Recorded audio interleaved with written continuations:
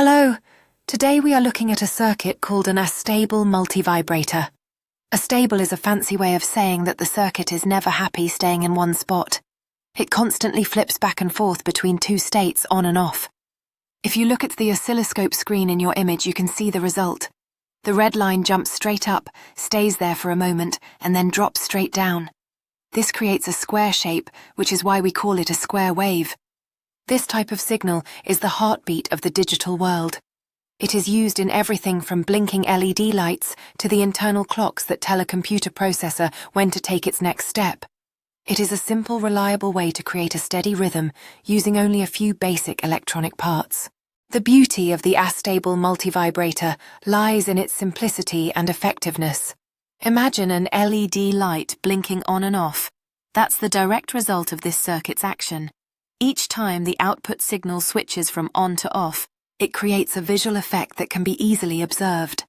Now think about how this same principle applies to technology. In a computer processor, precise timing is crucial for performing tasks efficiently. The Astable Multivibrator acts like a metronome, helping ensure everything operates in perfect harmony. The secret to this rhythm lies in the capacitor labeled C1 and the resistor labeled R1. Think of the capacitor like a small bucket and the resistor like a narrow pipe. Electricity flows through the pipe to fill the bucket. In the image, you can see that C1 is 100 nanofarads and R1 is 1 kiloohm. These two parts work together as a timer. The circuit starts filling the bucket. Once the bucket is full, the main amplifier labeled IC1 notices and quickly flips the output to off. Then the bucket begins to empty. Once it is empty, the amplifier flips the output back to on and the process starts all over again.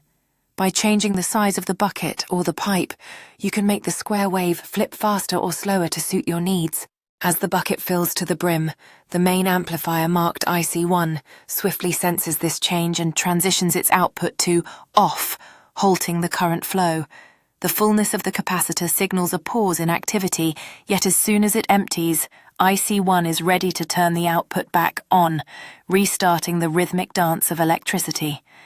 This continual cycle creates a square wave pattern which can be adjusted by altering either the size of the capacitor or the resistance in the circuit, allowing flexibility for various applications. The other two resistors, R2 and R3, act like a scale or a seesaw. They are both 1 kiloohm, which means they split the voltage right down the middle. This creates a threshold or a goal for the capacitor to reach. The amplifier constantly compares the voltage in the bucket to this threshold. When the bucket level crosses the middle point of the seesaw, the amplifier triggers a change. This is called positive feedback. It ensures that the switch between on and off happens instantly, which gives the square wave its sharp, clean corners. Because the circuit does not need any outside help to keep flipping, it will continue to produce this steady heartbeat as long as it has power. It is a perfect example of how simple parts can work together to create a complex and useful behavior.